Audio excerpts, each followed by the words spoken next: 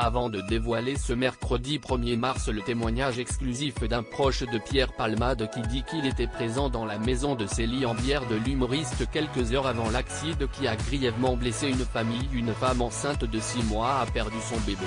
BFM Télévision a révélé la veille ce que la star aurait dit aux enquêteurs. J'ai été inconscient de prendre la voiture sous stupéfiants.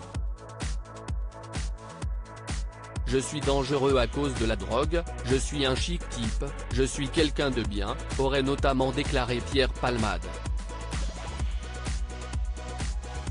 Avant de poursuivre ainsi, il faut que mon rapport avec la drogue soit résolu, que la drogue soit bannie de ma vie.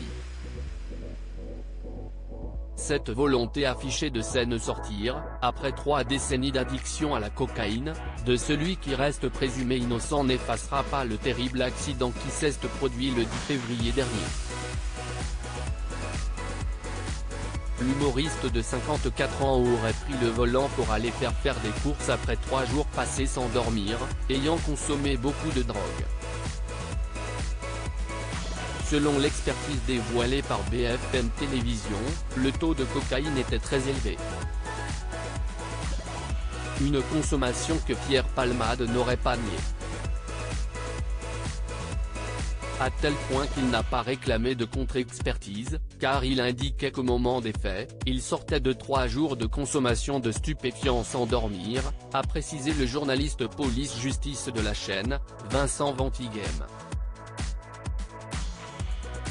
Mais il n'y a pas que la cocaïne, car selon ce dernier, les passagers de Pierre Palmade affirment qu'il y aurait eu environ 8 injections de 3 MMC entre 12h et le moment de l'accident, la dernière injection étant survenue 30 minutes avant le drame. En plus de ces injections, ces témoins auraient déclaré que le conducteur aurait consommé de la cocaïne en faible quantité et 2 verres de Gatte 27. Pierre Palmade, Muriel Robin, Michel Larocque, Véronique Sanson. Les femmes de sa vieille auraient très rarement conduit sous emprise de la drogue. La 3-MMC est une drogue de synthèse utilisée dans la pratique du chemsex, car elle peut permettre notamment de rester éveillé plusieurs jours. Pierre Palmade aurait expliqué aux enquêteurs y être accro depuis 2 ans, rapporte BFM Télévision. Cette addiction supplémentaire l'empêcherait de travailler. Depuis 2 ans, il ne vivrait que de ses droits d'auteur d'environ 5 000 € mensuels alors qu'il estimerait son train de vie à 6 000 €. Dans cette situation financière compliquée, la maison de Célie en bière avait été mise en vente.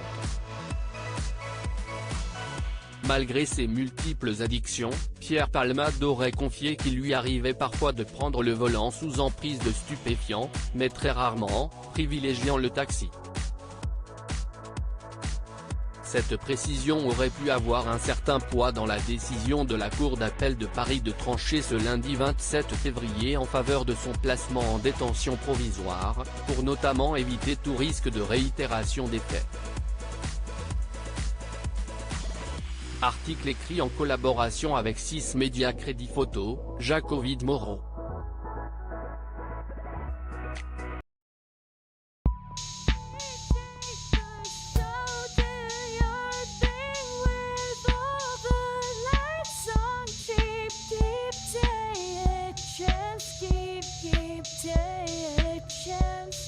You can